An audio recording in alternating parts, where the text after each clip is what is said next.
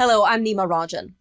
Prime Minister Justin Trudeau says 240,000 people successfully applied for emergency relief amid the COVID-19 pandemic in the first few hours after the federal government opened the process this morning. Only people with birthdays in the first 3 months of the year can apply for the Canada Emergency Response Benefit today. The benefit offers $500 a week payments for workers who have lost all their income. The Prime Minister says changes to the program will come soon to offer help to people whose hours have been slashed but who are still working a little. Meanwhile, Conservative leader Andrew Scheer is calling on the government to do more to help struggling charities across the country. Mr. Scheer says some businesses are still thriving even amid the COVID-19 pandemic and should be encouraged to support the charitable sector. He's calling for an increase to the charitable donation tax credit. He also wants the government to remove the capital gains tax on charitable donations of private company shares and real estate. Well, meanwhile, the Prime Minister says he is not prepared to answer hypothetical questions about retaliation if the U.S. prevents shipments of medical-grade N95 respirators to Canada. The PM says he hasn't spoken directly to Donald Trump yet, but looks forward to a conversation with the U.S. president in the coming days. 3M says the White House told it to stop exporting personal protection equipment to Canada and Latin America.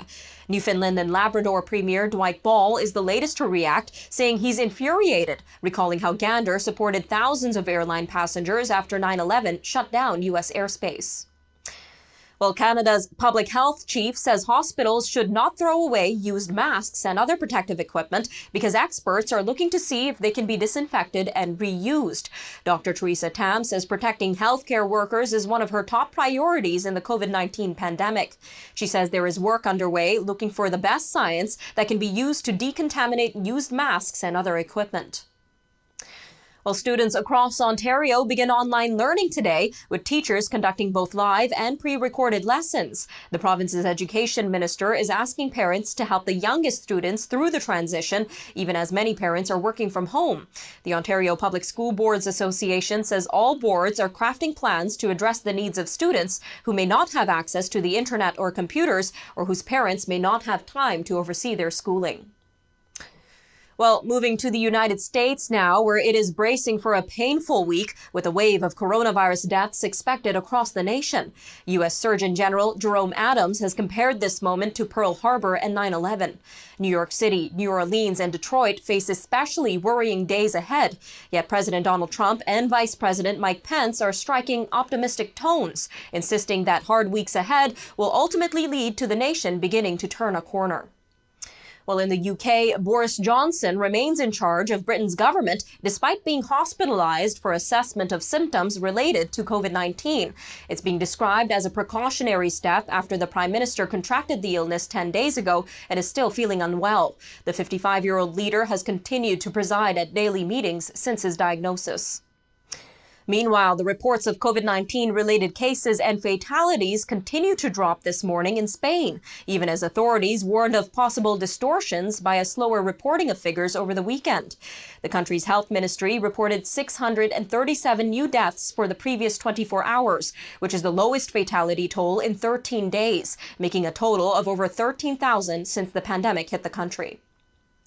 Now, the global economic crisis caused by the coronavirus has devastated the oil industry in the U.S., which pumps more crude than any other country. In the first quarter, the price of U.S. crude fell harder than at any point in history, plunging 66% to around $20 a barrel.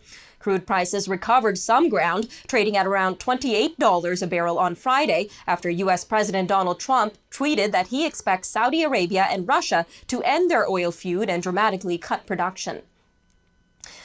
Well, emergency teams in Ukraine are battling a forest fire in the contaminated area around Chernobyl nuclear power plant. On Saturday, 2 blazes erupted in the zone around Chernobyl, which was sealed after the 1986 explosion at the plant. Firefighters said they have managed to localize a smaller fire, but the second one continues burning on Monday. The authorities said that radiation levels in the area engulfed by fires substantially exceed normal levels. But the emergency service says radiation levels in the capital, Kyiv, about 100 kilometers south, are within norms. Well, meanwhile, a tiger at the Bronx Zoo in New York City has tested positive for the coronavirus. It's believed to be the first infection in an animal in the U.S. and the first known in a tiger anywhere. The U.S. Department of Agriculture said Sunday that the 4-year-old Malayan tiger and 6 other tigers and lions that have also fallen ill are believed to have been infected by a zoo employee. The zoo says all the animals are expected to recover. Zoo officials say the test was different from the one used for people and was carried out by a veterinary school laboratory.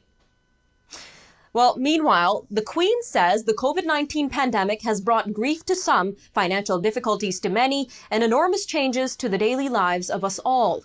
In a rare address to the Commonwealth, the Queen urged people to remain united and resolute in tackling the virus. She says she hopes that in the years to come, everyone will be able to take pride in how they responded to this challenge. The Queen also sent a message to Canadians, saying that some may be struggling to remain hopeful when faced with loss and uncertainty, but Canadians have many reasons for optimism, even in the most trying times. Her Majesty says Canadians must come together in this time and that her thoughts and prayers are with the people of Canada. Well, that'll do it for today's news update. I'm Nima Rajan. Thank you for joining us today, and I'll see you next time.